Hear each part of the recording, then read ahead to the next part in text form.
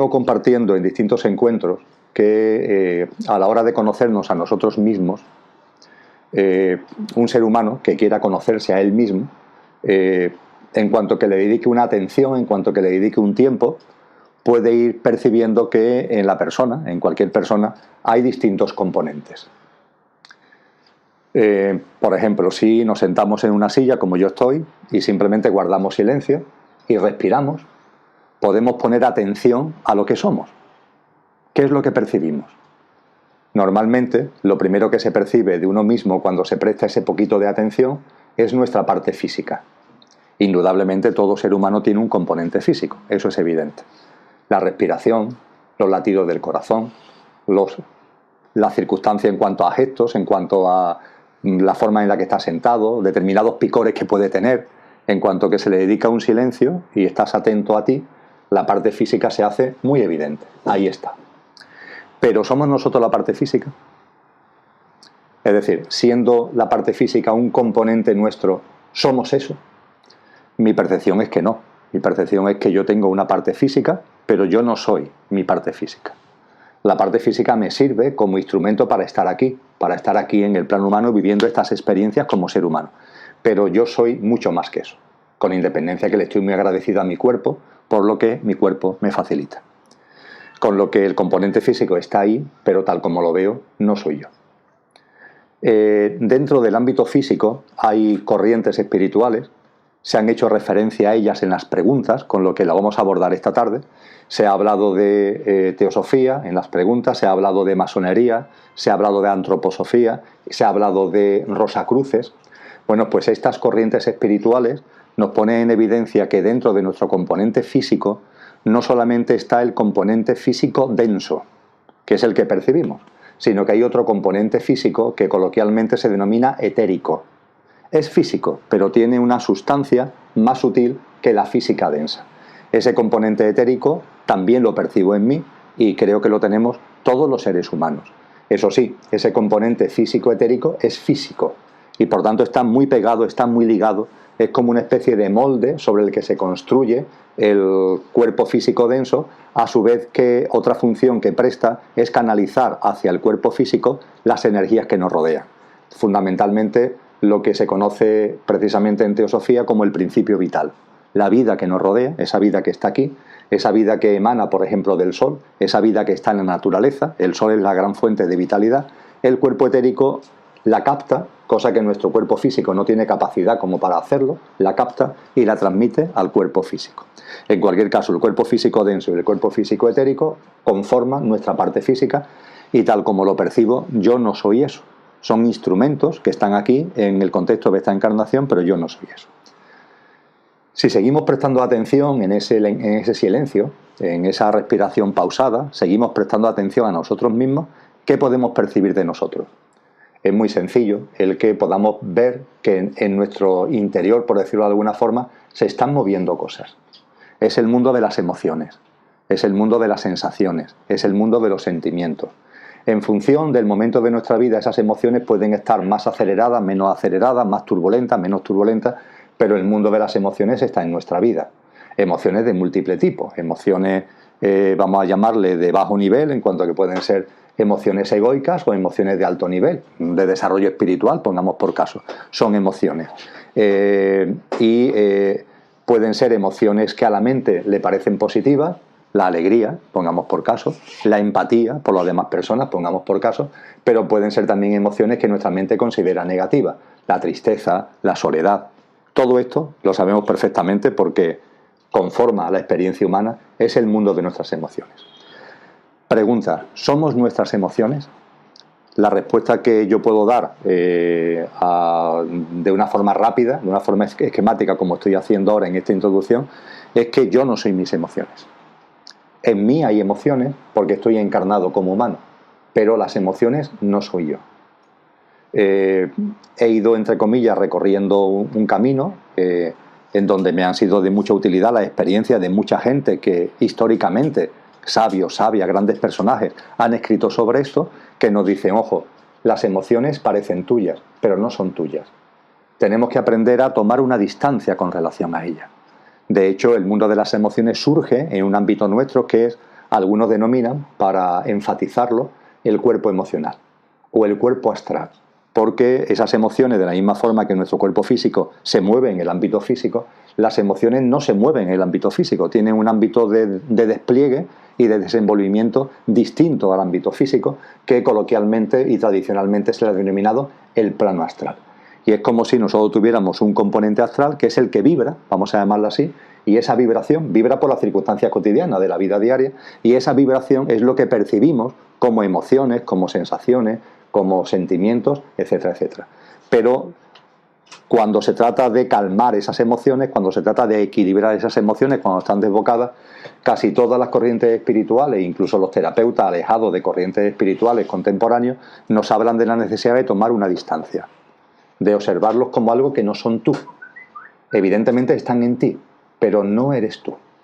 Con lo que, lo mismo que comentaba con relación al cuerpo físico denso y etérico, puedo compartir con relación a las emociones. Evidentemente en mi vida hay emociones, pero yo no me identifico con ellas, no las considero mías, no considero que sea yo el que se está de alguna forma manifestando o su esencia son esas emociones. Si seguimos observándonos, es también fácil percibir el mundo de los pensamientos. Es facilísimo, en cuanto que guardas silencio un ratito, por la cabeza no paran de aparecer pensamientos. Ahí estás tú queriendo estar en silencio, pero los pensamientos van y vienen. Eso pone en evidencia que en todos nosotros hay un mundo mental, que junto con el plano físico, denso y etérico, hay un ámbito emocional, pero también hay un ámbito mental. Y ese ámbito mental es el ámbito de los pensamientos, que por ahí hay una descripción muy graciosa que parece una radio que tenemos en la cabeza metida y que se nos ha olvidado dónde está el botón de apagado, porque están ahí permanentemente, durante el día como pensamientos, por la noche como sueños. La misma reflexión, ¿ese mundo mental soy yo? ¿Eso es lo que yo soy? Mi contestación sigue siendo negativa. Fijaros que en esta contestación negativa a la parte física, a la parte emocional y a la parte mental, creo que podemos percibir con cierta facilidad que estos componentes, que son nuestros, pero que no somos nosotros, estos componentes tienen una autonomía de nosotros. Para mí esto es muy importante a la hora de confirmar empíricamente de que esos ámbitos no soy yo, porque yo percibo que mi ámbito físico, mi ámbito emocional y mi ámbito mental, a veces, y creo que en muchos seres humanos no es a veces, sino que se produce con mucha frecuencia, van a su bola. El cuerpo físico, por ejemplo, para muchas personas quieren dejar de fumar y no pueden dejar de fumar. O quieren ponerse a dieta para quitarse kilos y no logran mantener la dieta. O el médico le dicen que den un paseo de vez en cuando porque es bueno ese ejercicio para su salud, y sin embargo el cuerpo, a la hora de dar el paseo, el cuerpo dice que no, que prefiere quedarse en casa viendo la tele y no salen. Bueno, ¿quién manda aquí, ¿no? ¿Quién manda aquí? ¿Tú que quieres dar ese paseo o el cuerpo que te dice no? Porque siempre tiene una excusa, ¿no? Porque hace frío, porque hace calor, porque hace viento, porque hace lluvia, porque siempre hay una excusa porque hay una inercia, ¿no? en los hábitos. ¿Qué sucede ahí? Que el cuerpo físico es cierto que está ahí y tiene una autonomía de nosotros. Es verdad que esa autonomía nosotros podemos irla controlando, ponerlo bajo nuestro control, pero es cierto que esa autonomía existe. Lo mismo ocurre con el ámbito de nuestras emociones. En muchas ocasiones nos gustaría que esas emociones que afloran en nosotros no afloraran, o no afloraran con la intensidad que afloran, porque lo estamos pasando mal, nos generan malestar, nos generan dolor, nos generan sufrimiento. Sin embargo, nos damos cuenta que el mundo emocional nos sobrepasa, sobre todo en momentos muy convulsos. Todos habremos tenido algunos en nuestra vida. Es como si ese mundo emocional fuera un tsunami que pasa por encima nuestra y no hay forma de parar esa ola, ¿no? que nos está originando sufrimiento. Es una constatación de que yo estoy aquí y este mundo emocional que está aquí tiene una autonomía y va también a su bola. Y en el ámbito mental, no digamos, el ámbito mental con esos pensamientos, me gusta compartir, lo he hecho en muchas charlas, es la famosa anécdota de despertarte a las 3 de la mañana para hacer pipí y cuando vuelves a la cama, mira por dónde esa mente concreta que está lanzando esos pensamientos le da por traer a tu cabeza un pensamiento que es el que te evita conciliar el sueño. Es el pensamiento exacto que te impide dormir, cuando tú lo que quieres precisamente es dormir. Pues mira por dónde ese mundo mental, que en este caso se personifica en lo que en psicología se conoce como la mente concreta, es decir, la parte de nuestra mente que utilizamos para nuestro día a día, para nuestra ida, nuestra venida, el sota, caballo y rey de la vida cotidiana, está ahí y también tiene una presencia y tiene una autonomía. En definitiva, teniendo 4 componentes, los que acabo de citar: el cuerpo físico denso, el cuerpo físico menos denso o etérico, el cuerpo emocional y el cuerpo mental de la mente concreta, yo soy consciente de que en mí están estos 4 componentes, los detecto, en cuanto que me siento un ratito los detecto, pero sé a su vez que yo no soy eso, con independencia de que aquí encarnado y en esta vida estén presentes en mí, pero yo no soy eso. ¿Qué es lo que soy? ¿Y qué es lo que somos? Porque lo que acabo de compartir es aplicable a mí, pero es aplicable a cualquier ser humano. ¿Qué es lo que somos? Seguimos estando tranquilos, en silencio, respirando. Podemos percibir que todo está en permanente cambio. Nos levantamos por la mañana, nos acostamos por la noche. Desde que nos levantamos por la mañana hasta que nos acostamos por la noche, ¿cuántas cosas cambian? Multitud, ¿verdad? Situaciones, conversaciones, escenarios, todo está continuamente cambiando. En nuestra vida en casa, en nuestra vida en el trabajo, en nuestras idas y venidas, todo está en continuo cambio. En cada momento del día, de instante en instante, todo está cambiando. Vale. Pregunta que yo me hago a mí mismo: ¿hay algo que no cambie? Subyacente, más allá de ese cambio continuo, ¿hay algo que no cambie? Bien, pues yo percibo que sí hay algo que no cambia, desde que me levanto hasta que me acuesto. Y ese ámbito que no cambia, eso que no cambia es que yo soy. Yo me levanto por la mañana y yo me acuesto por la tarde. Por la noche, perdón. Se me ha ido lo de la siesta, yo también me acuesto por la tarde. Pero fundamentalmente por la noche. Más allá del cambio, el hecho de que vivo, el hecho de que existo, eso no cambia. Es verdad que en mi existencia he sido bebé, he sido niño, he sido adolescente, ahora soy una persona madura, envejeceré, digo yo, no lo sé, y ahí hay un cambio físico, y por supuesto que hay cambio emocional, y por supuesto que hay cambios mentales, pero más allá de todos esos cambios, lo cierto es que yo vivo. Vivía cuando era un bebé, vivía cuando era un adolescente, vivía cuando tenía 30 años, vivía cuando tenía 40 años, vivo y existo ahora, y ese hecho en sí, de la vida, de la existencia, está más allá del cambio, aunque esté inserto en multitud de cambios. Para mí ese hecho de que vivo, existo, soy, es una pista. Es una pista para entrever que hay algo más, y que ese algo más es verdadero, porque no es cambiable, porque no es pasajero. Hay algo más. Mientras que todo lo demás está ahí, pero está en permanente cambio, los orientales lo llaman la impermanencia, nada es permanente. Sin embargo, ahí hay algo que parece más permanente, y ese algo más permanente es el hecho de que yo vivo, de que yo existo, de que yo soy. Es más, y eso no tenéis por qué compartirlo conmigo, ni los que estáis aquí, ni los que ven el vídeo de la Fundación Espató. No tiene nadie que compartirlo conmigo, ni yo quiero convencer a nadie. Pero yo tengo una percepción clara, diáfana, de que ese hecho de que vivo, de que existo, de que soy, no termina con la muerte física. Tengo esa percepción. Yo tengo una percepción no solamente intelectual, sino experiencial, de que el día en que mi cuerpo físico fallezca, los componentes efímeros, los componentes pasajeros a los que he hecho referencia, de una u otra forma irán desapareciendo. Más o menos rápido, pero irán desapareciendo. Pero el hecho de que yo vivo no va a cambiar. Yo voy a seguir viviendo, yo voy a seguir existiendo. Va a haber una existencia, va a haber una vida más allá de la muerte. Percibo que el cuerpo físico cuando muere, muere, evidentemente. Percibo que el cuerpo etérico, cuando el cuerpo físico muere, es porque de hecho el cuerpo etérico le deja de aportar la vitalidad, que es lo que en el Eclesiastés se define como el célebre cordón de plata, ¿no? Que es un flujo energético por el que el cuerpo etérico le aporta la vitalidad al cuerpo físico. Y el cuerpo etérico parece que sobrevive 3, 2, 4 días al cuerpo físico y se queda junto a él una vez que muere y se va disolviendo. Nuestros componentes emocionales y nuestros componentes mentales, una vez que el cuerpo físico fallece, tienen todavía una duración. Esa duración es mayor o menor en función de la densidad que tengamos nosotros en el ámbito emocional y mental. Una persona que en su mundo emocional esté muy recargado, pues la disolución de ese ámbito emocional tardará más que una persona que cuando se produce el fallecimiento físico, su mundo emocional esté más calmado, más equilibrado, que la disolución de esos componentes será mucho más rápido, ¿no? Lo mismo ocurre con el ámbito mental. Detrás de la muerte hay una fase que se conoce coloquialmente como el estado de tránsito, que es la parte que hay, el célebre río que hay que pasar con una barca, no decían los antiguos, y enterraban a los muertos con una moneda en la boca o en los ojos para que le pagaran al barquero. desde la habitación del plano físico a la habitación del plano de luz, hay que pasar un estado intermedio. Metafóricamente es ese río. No hay ningún barquero, ese camino lo hacemos nosotros. Bueno, pues en ese tránsito tienen que quedar atrás esos componentes emocionales, esos componentes mentales, tienen que diluirse. Y cuando entramos en el plano de luz, en la gloria o el cielo del ámbito católico, en el de Bachán del que hablaban los orientales, ya llegamos liberados de todos esos componentes que nos han servido para vivir la vida física, pero que ahora ya han dejado de tener función.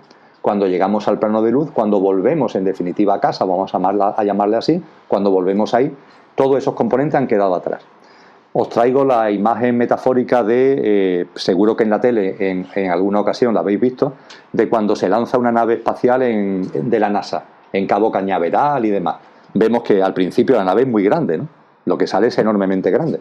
Y hay un momento concreto cuando ha cogido altura donde va soltando componentes, ¿verdad? Y finalmente ya se sale al espacio exterior lo que es en sí la nave. Lo demás han sido como elementos de apoyo, de combustible, etcétera, etcétera. Bueno, pues cuando nuestro cuerpo físico fallece, ocurre algo parecido. Nos dirigimos hacia el plano de luz y vamos dejando componentes. El componente físico, tanto denso como etérico, es el primero, y el componente emocional y el componente mental surgido del funcionamiento de la mente concreta. Y es así ya como entramos en el plano de luz. ¿Y qué es lo que entra en el plano de luz? Lo que realmente somos, lo que realmente soy, respondiendo a la pregunta, eso es. Las corrientes espirituales, cuando se refieren a esos componentes que realmente somos, dice Pablo de Tarso en sus cartas, que están recogidas en los evangelios cristianos, dice Pablo de Tarso en el Nuevo Testamento, somos cuerpo, alma y espíritu. Es un esquema básico para que nos enteremos de qué va esto. Con el cuerpo, Pablo de Tarso no hace distingos.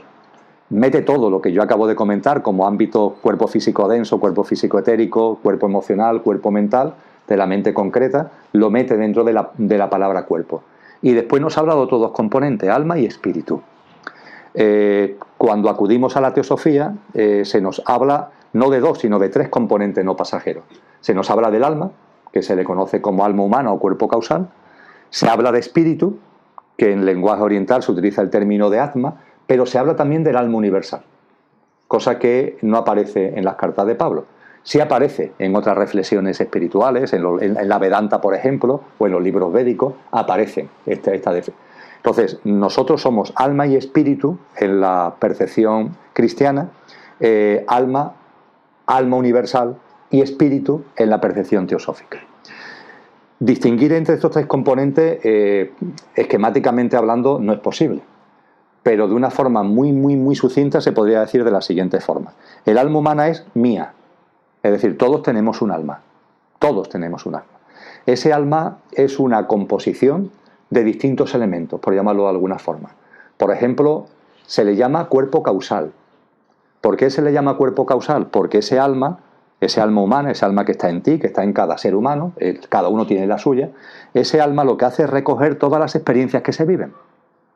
Y la recogen en su esencia, pero también la recogen por las relaciones de causa y efecto que lo que tú vives pone en marcha. Tenemos que ser conscientes que cuando estamos aquí encarnados, las cosas que hacemos, cualquier cosa que hacemos, eso pone en marcha una relación de causas y efectos. Habéis venido aquí esta tarde porque os ha dado la gana, pero esto tiene después un efecto en vuestra vida. Puede ser mínimo, puede ser grande, yo no lo sé, pero eso tiene un efecto en la vida. Cualquier cosa que uno hace tiene un efecto. Lo mismo, ese efecto no dura más de 24 o 48 horas, o dura años. Yo que sé, a veces tú tomas la decisión de unirte a una persona, pongamos por caso, y eso es una decisión que tiene una consecuencia, tiene unos efectos que puede durar muchos años, ¿no? Todos somos conscientes que en nuestra vida han aparecido cosas que han tenido después un impacto que ha sido muy duradero. Cuando se habla del alma y cuando se habla del cuerpo causal, lo único que se nos pone en evidencia es que existe una ley, que es la ley de la compensación, que es la ley de causa y efecto, y es que lo que tú haces en esta vida, hay cosas cuyos efectos no concluyen en esta vida, sino que siguen en vidas siguientes. Y eso se recoge en el cuerpo causal, que se llama causal precisamente por eso, por el juego de causa y efecto. Y ese cuerpo causal tiene recogida esas experiencias, tiene recogida esa relación de causa y efecto, y cuando se vuelve a encarnar para desarrollar unas experiencias que tienen que ver con su desarrollo espiritual, pero hace suyo los efectos que están ahí, patentes en el mundo álmico, lo hace suyo para desplegarlo en la siguiente vida. Por eso se le llama causal. Y dentro del ámbito álmico, del ámbito del alma humana, también se le ha dado tradicionalmente en las corrientes espirituales serias, se le ha dado mucha importancia a un componente que parece físico pero que no lo es. Digo que parece físico porque estamos hablando de la mente, pero no de la mente esta que utilizamos para todos los días, sino de una mente que se llamaría de la mente superior, la mente abstracta, que es, nosotros tenemos una mente y utilizamos una gran parte de nuestro tiempo, el uso que hacemos de la mente, ¿para qué es? Para las cosas cotidianas, para las cosas del día a día, para las tareas domésticas, para las actividades laborales, para eso lo utilizamos. Pero somos conscientes de que nuestra mente también tiene otras funciones, que a lo mejor desarrollamos menos, pero que podríamos desarrollar más, que es cuando a la mente la ocupamos de cosas que van más allá del sota, caballo y rey. Es cuando a la mente, por ejemplo, le hacemos preguntas sobre la existencia, cuando le hacemos preguntas sobre la vida, cuando utilizamos la mente para plantearnos las grandes cuestiones de quién soy, de dónde vengo, a dónde voy, qué es el cosmos, qué es el universo. Y la humanidad, a través de la filosofía, a través de la espiritualidad, a través de la ciencia, se ha planteado este tipo de reflexiones. Aquí se está utilizando la mente abstracta. Da igual que lo hagamos desde el punto de vista espiritual, desde el punto de vista filosófico, desde el punto de vista científico. Nos estamos planteando las grandes cosas, las grandes cuestiones de la existencia. Yo creo que empezamos a entrever además que estos campos, que por los dogmatismos han aparecido históricamente enfrentados, no están enfrentados. Que de corazón un científico, de corazón un filósofo y de corazón una persona más volcada en la espiritualidad, están intentando acercarse al discernimiento sobre estos grandes temas. Lo hacen desde una perspectiva, desde otra, pero están yendo, el núcleo duro que quieren tocar es el mismo, ¿no? Con lo que realmente la humanidad, y estoy convencido que será así, avanzará hacia una síntesis, no hacia una confrontación de ciencia, filosofía y espiritualidad, sino hacia una síntesis. Pues bien, estos campos ayudan a desarrollar la mente abstracta. Nosotros en nuestra vida, cuando nos planteamos grandes cuestiones sobre la vida, sobre la muerte, estamos desarrollando nuestra mente abstracta. Y esa mente abstracta es la que va abriendo la conexión que hay entre nuestros elementos, vamos a llamarles superiores, imperecederos, y nuestros elementos perecederos. Cuando he hablado del cuerpo físico denso, del cuerpo etérico, del mundo emocional y del mundo mental, de la mente concreta, estos componentes que son los efímeros, que son, por decirlo de alguna forma, los inferiores, la conexión con nuestro yo superior, que estaría compuesto por el alma humana, por el alma universal y por el espíritu, la conexión, el canal de comunicación es precisamente la mente abstracta. Cuando la mente abstracta se desarrolla, cuando la mente abstracta se abre, es posible que lo que somos, permitirme que utilice esta forma de expresarlo porque me encanta, llueva, es decir, lo que somos, porque es lo que realmente de forma permanente somos, llueva sobre aquello que somos efímeramente. Porque mucha gente me dice, bueno, mire, ¿yo cómo consigo que a mi mundo mental, de la mente concreta, llegue lo que yo soy? Que lo que yo soy se haga presente o llegue a mi ámbito emocional. Para eso tenemos que abrir un conductor. Ese conducto es la mente abstracta, lo que en sánscrito se denomina manas superior, en diferencia al manas inferior, que es la mente concreta. Hace falta desarrollar eso como si fuera un cáliz que se abre, ¿no? Pues bien, ese mundo de la mente superior está ligada al mundo álmico, está ligada a nuestra alma humana y permite precisamente que las cualidades de nuestra alma vayan llegando a nuestro mundo mental, a nuestro mundo emocional y se vayan plasmando en nuestra vida cotidiana. Ese es el alma humana, del que hablan tantísimas corrientes espirituales, o cuerpo causal. Junto con eso se habla de un alma universal. ¿Qué es eso del alma universal? Pues se debe a una circunstancia muy bella, y es que las almas, siendo cada una, y cada ser humano teniendo su alma humana, finalmente todas las almas están unidas. Pertenecen a una misma alma, que es lo que coloquialmente se conoce como alma universal, también llamado Buddhi, el elemento búdico. Ese alma universal, para que podamos entenderlo con facilidad, podríamos representarlo de la siguiente manera. Imaginaros un árbol de un enorme tronco. No sé, estos ficus que hay aquí en la ciudad de Sevilla, ¿no? Que tienen estos troncos tan enormes. Podemos ver como ese tronco, a poco que sale para arriba, se divide en dos grandes troncos o más. Y a su vez ese tronco se va dividiendo en otros troncos. Y finalmente a cada uno de estos troncos le van saliendo ramas. Y a las ramas le van saliendo otras ramas. Y de las ramas van saliendo hojas y ramitas y más hojas. Pues bien, con ese espectáculo colosal de ese gran árbol, podríamos decir que cada hoja es un alma. Pero a su vez todas las hojas, todas las almas pertenecen al mismo árbol. Esa es la metáfora que comparto con vosotros y con vosotras a la hora de hablar del alma universal. Se entiende que alma realmente hay una y que todas las almas están viviendo, han sido generadas y están viviendo en ese alma única, en ese alma universal, lo cual no quita que cada uno tenga su propia alma, su alma humana. Y por fin el espíritu diríamos que es lo que realmente somos. Si utilizo a veces el símil de conductor y coche, diciendo que el coche es nuestro yo físico, mental y emocional, y el conductor es lo que encarna en el coche para experienciar la vivencia humana, pues bien, desde esa perspectiva podríamos decir que el espíritu utiliza un coche que es el alma y el alma utiliza un coche que es el cuerpo. Lo que realmente somos es espíritu. La divinidad, la esencia divina que todos tenemos en nuestro interior, es espíritu. Es espíritu que en la espiritualidad cristiana se nos habla de su existencia en distintos apartados, pero muy especialmente en los Hechos de los Apóstoles, cuando se nos describe el día de Pentecostés, en el que una serie de personas perciben el Espíritu Santo, que es como se le llama ahí en el Espíritu Santo. ¿Qué es eso del Espíritu Santo? Pues es una maravilla, en el sentido de que el Espíritu Santo no es ni más ni menos que el Espíritu que es uno en cada uno. El Espíritu que es uno en cada uno. El Atma. ¿Qué es eso del Espíritu uno en cada uno? El Espíritu es uno. La divinidad es una. La divinidad no admite ser troceada. Sin embargo, se da la maravilla de que siendo una, está en cada uno. Y todos tenemos ese componente en nuestra vida. De eso se dieron cuenta esos 120 primeros cristianos que formaban el grupo llamado Camino, al que se hace referencia en los Hechos de los Apóstoles. Cuando nos damos cuenta de eso, significa que te estás dando cuenta de tu divinidad, que te estás dando cuenta de lo que realmente eres. A partir de ahí, el quid de la cuestión está en vivir en coherencia con lo que eres. No en coherencia con lo que dice tu cuerpo físico, no en coherencia con lo que dice tu cuerpo emocional, sino desde el espíritu que eres, que el Espíritu Santo se haga en ti. Como he compartido también en distintos vídeos de la Fundación Espató, entender que el espíritu siendo uno esté en cada uno, el símil que nos puede valer es el aire que respiramos. El aire es uno, obviamente es uno, el aire no tiene nombres, es uno. Pero sin embargo, cuando tú lo inspiras y está en tus pulmones, ese aire está en ti. Nadie está tan loco como para ponerle nombre al aire, como para decir que ese aire es suyo, pero lo cierto es que cuando tú inspiras, el aire está en ti. De la misma forma, el espíritu está en cada uno de nosotros. De hecho, está en cada forma de vida. Es uno, pero está en cada uno.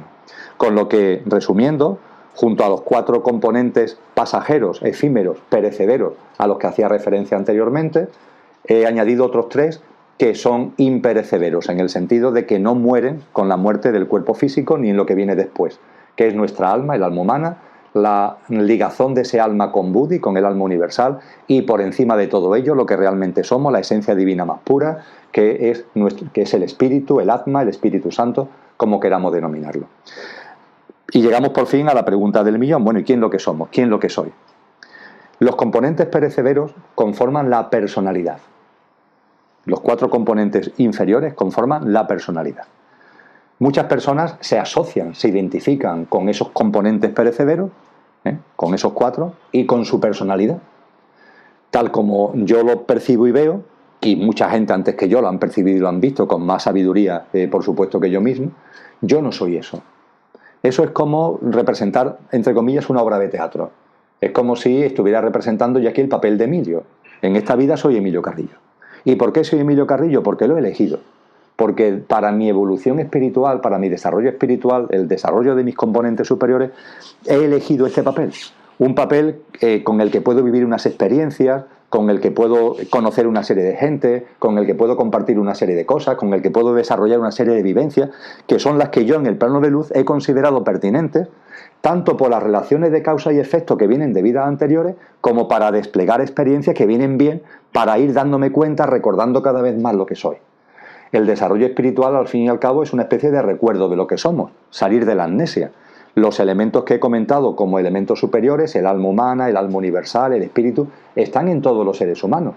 Pero también es verdad que muchos seres humanos están como en potencia, porque no están desarrollados, están olvidados. Hay una amnesia con relación a ellos y están en forma de embrión. Es como unas semillas que están ahí esperando surgir, pero como no te das cuenta de su existencia, se quedan a modo de semilla.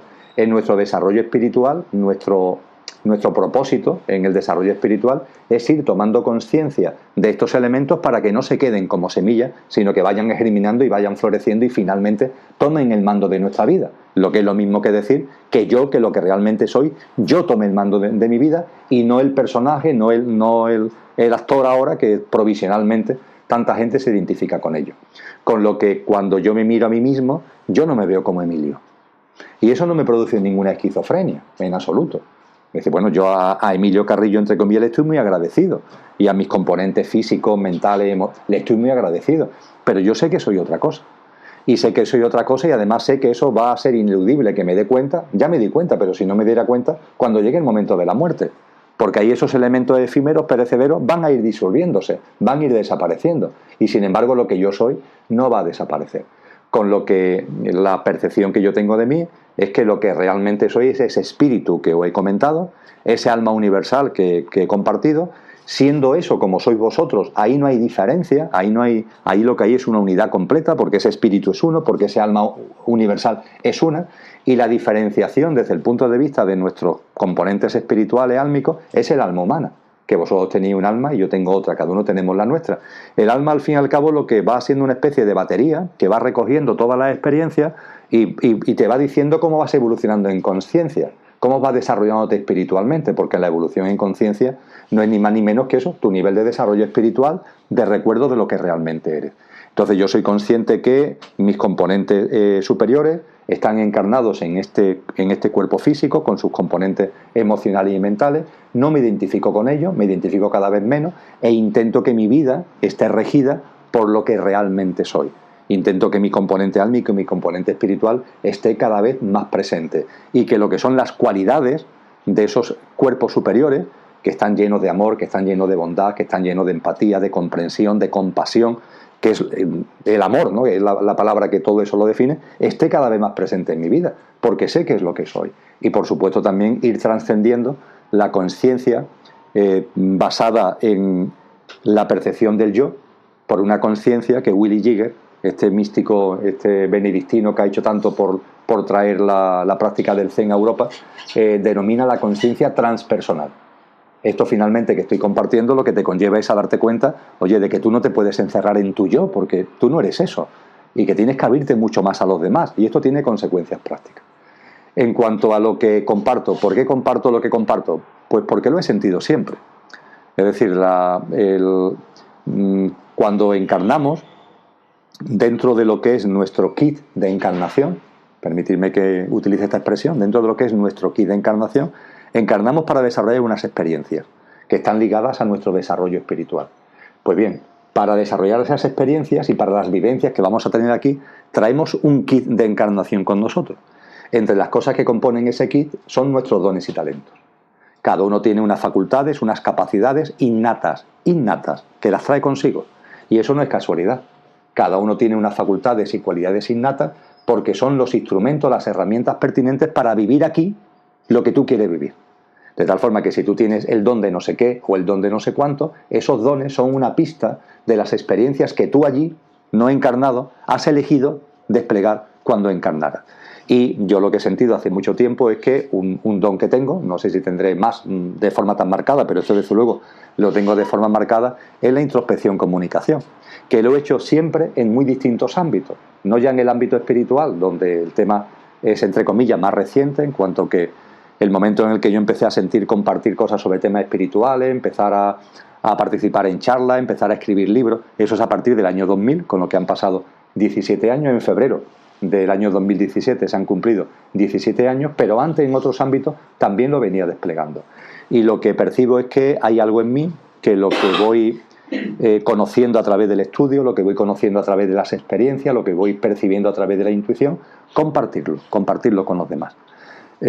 Percibo que tengo un don, como cada uno tiene el suyo, y aquí no me estoy poniendo ninguna medalla, cada uno tiene sus dones, ¿eh? Yo tengo tengo el don de que a lo mejor cosas que en libros espirituales son especialmente densos o son muchas páginas, yo tengo la capacidad de verlo y de sintetizarlo y de esquematizarlo de una forma más coloquial que le puede servir más a la gente para acercarse a eso, y desde luego no me cansaré de repetirlo, cuando se comparte, quien más recibe es el que comparte.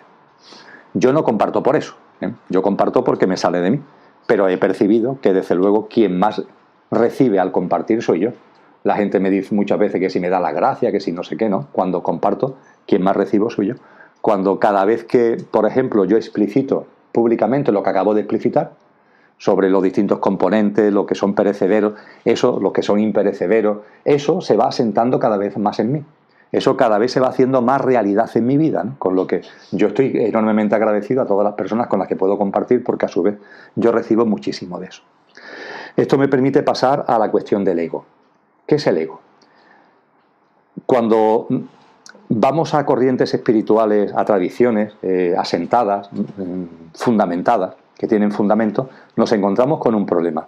Y es que a veces se utiliza el término ego para hablar de nuestro componente espiritual. Y esto confunde. Sobre todo cuando ya la psicología, durante el siglo XX, el término ego lo ha divulgado mucho y lo ha unido al ámbito de la personalidad. Entonces, siendo consciente de que a lo mejor personas que sigan este vídeo, el concepto de ego lo ligan a lo espiritual y se habla de un ego espiritual, de una individualidad espiritual, yo ahora, al hilo de la pregunta que se ha formulado al inicio del programa, voy a hablar del ego, pero como se habla en psicología, no como el yo superior, en absoluto, sino como el ego relacionado con nuestro mundo físico, con nuestro mundo mental, con nuestro mundo emocional, en definitiva, con nuestra personalidad. Para entender ese ego, lo primero que tenemos que ser conscientes es que, utilizando el símil otra vez del conductor y el coche que engloba todos nuestros componentes perecederos, el conductor que engloba nuestros componentes imperecederos, utilizando el símil del conductor y el coche, cuando estamos aquí encarnados, pueden pasar dos cosas. Que el conductor lleve el mando del coche, que es lo normal, o que el conductor esté dormido y el coche no tenga un mando consciente, el conductor no lleve el mando del coche. Lo normal sería que estamos aquí encarnados y desde lo que realmente somos llevamos el mando de nuestra vida. Pero esto todavía le ocurre a pocos seres humanos. Le ha ocurrido históricamente a algunos seres humanos que han evolucionado espiritualmente, pero hasta ahora no ha sido la nota dominante. Para muchos seres humanos su vida consiste en que se olvidan del conductor que son y el conductor no es el que lleva el mando del coche. Entonces se pregunta uno a sí mismo, bueno, ¿y si el conductor no lleva el mando del coche? ¿Quién lleva el mando del coche? Claro, estás aquí encarnado. Cuando te levantas por la mañana te levantas, no te quedas en la cama metido y vas realizando una serie de actividades y vas a trabajar, por ejemplo, o por la tarde te tumbas en el sofá a ver la tele, por ejemplo, o lees el periódico. ¿Eso quién lo hace? Sí, lo estás haciendo tú, con tus componentes mentales, emocionales, pero ¿quién está llevando ese mando ahí? Si el conductor no está presente porque está dormido, está olvidado, está como en potencia pero no se ha desarrollado, ¿quién lleva el mando? Bien, en el ámbito del coche, decimos en informática, se ha puesto muy de moda lo de sistema operativo. Nuestro móvil tiene un sistema operativo, nuestro ordenador tiene un sistema operativo. Bueno, pues nuestra personalidad, los 4 componentes que componen nuestra parte inferior, nuestros 4 componentes inferiores y perecederos, tienen un sistema operativo. El sistema operativo es la mente concreta. Y cuando falta un mando consciente, la mente concreta de manera automática pone en marcha, expresado de forma muy metafórica, pone en marcha un piloto automático. Eso del piloto automático más o menos sabemos lo que es. Sabemos que, por ejemplo, en los aviones, el comandante, el piloto y el copiloto tienen a su disposición un piloto automático que pueden activar, que pueden encender para hacer que la travesía, sobre todo cuando son viajes largos, etcétera, no sea tan la tensión continua de estar pendiente ahí del vuelo. Se enciende el piloto automático con las coordenadas que se le da y ya el piloto automático lleva la aeronave. Si hay turbulencias o se está llegando al punto de destino, otra vez el comandante toma el mando del avión. Pero puede haber una buena parte del vuelo donde vayamos, la aeronave vaya en piloto automático. Bueno, pues permitirme que utilice este ejemplo para poner de manifiesto lo que es el ego. El ego es algo que activa la mente, por tanto es un objeto mental, pertenece al ámbito mental y tiene como funcionalidad que tú puedas desarrollar las actividades cotidianas, el sota, caballo y rey de todos los días, aunque te hayas olvidado completamente de lo que tú eres. Aunque no tengas ni idea de tu auténtica esencia, de tu ámbito espiritual, de tu ámbito álmico, lo hayas olvidado por completo. Pero estás aquí y tu coche se va moviendo no bajo el mando del conductor, que es el mando consciente, sino bajo el mando del ego, del piloto automático. Por cierto, que en el momento en que un ser humano recuerde lo que es, en el momento en que un ser humano desarrolle lo que realmente es, y eso que son semillas que hablaba antes, haga que crezca, haga que germine, el piloto automático tiene una ventaja, y es que se desactiva solo. Es decir, se activa ante la ausencia de mando consciente, y se activa cuando el conductor aparece en escena. Con lo que al ego no hay que matarlo. Al ego le tenemos que estar agradecidos, si cabe, porque está haciendo una función muy importante mientras que estás dormido. En el momento en el que tú tomas conciencia, el ego pasa a desactivarse y pasa a un segundo plano hasta que desaparece de tu vida. Y te ha dado una función muy importante, que mientras que tú estabas en el olvido de lo que eres, hayas podido aquí seguir viviendo tu vida. Cuando yo analizo mi vida, o cuando analizo la vida de los demás, cuando analizo mi vida desde el punto de vista de la presencia del ego en ella, ahora o en otras épocas de lo que ha sido mi discurrir como Emilion, o percibo cómo viven las demás personas, es enormemente sencillo darse cuenta de si mi vida o la vida de los demás, de cada uno, está bajo el mando del ego o bajo el mando consciente. Es muy sencillo. Sobre todo hay un elemento clave, que es la confianza. La confianza. Hay otros muchos elementos, pero ya está hablando mucho sobre esto. Pero como quiero ir al grano, hay un tema clave que es la confianza. El ego no confía en la vida. Mientras que lo que realmente somos, la confianza en la vida es completa. El ego, también ligado a la mente, la vida siempre la está cuestionando. Siempre hay algo que le parece mal, siempre hay algo que habría que arreglar, siempre. Hay falta de confianza, no hay aceptación y hay queja. Falta de confianza, falta de aceptación a lo que la vida te está trayendo, a lo que la vida te está poniendo por delante, y hay queja. Eso es el ego. Y hay que entender que el ego funcione así, porque el ego tiene sus días contados. Los componentes no perecederos, alma universal, espíritu, no tienen los días contados. Lo que yo soy, lo que vosotros sois, no tenemos los días contados. Pero lo que estamos utilizando para vivir la experiencia humana sí lo tiene. El ego pertenece a ese ámbito del yo físico, mental y emocional, pertenece al ámbito de la personalidad. Y es lógico que el ego tenga miedo. ¿Por qué? Porque tiene sus días contados. Y está contemplando la vida, por tanto, con miedo, porque sabe que va a morir. Y es normal que si tú vayas por la vida como temiendo que en cualquier momento te vaya a pasar algo. No sé, como ir por un campo de minas.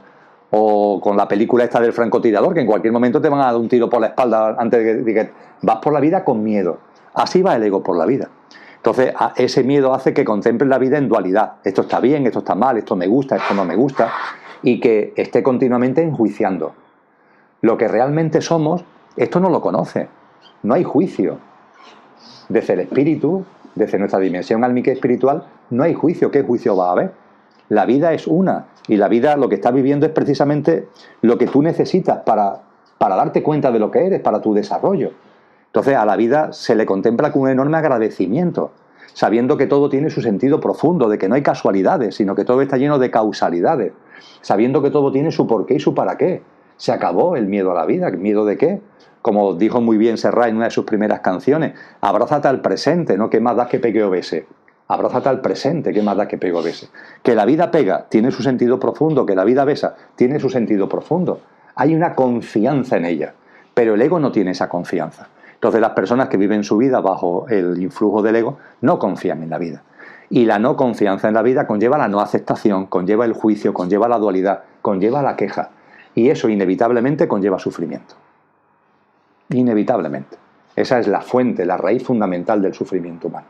Mientras que una persona que poco a poco va percibiendo lo que es, va desarrollando sus componentes imperecederos, va viviendo en coherencia con ellos, va comprobando que la vida y yo soy lo mismo, es que no hay diferencia y por tanto la confianza en la vida es completa y vas percibiendo que la vida está siempre abrazándote, siempre te está dando señales para tu desarrollo espiritual y vas percibiendo que todo tiene su sentido profundo, que nada es casual, que este encuentro, que aquel encuentro, que aquello que conllevó esto y después aquello conllevó aquello, te vas dando cuenta de que todo es una especie de gran diagrama donde todo está perfectamente relacionado, donde todo es coherente y eso lo que te aporta es una enorme confianza en la vida.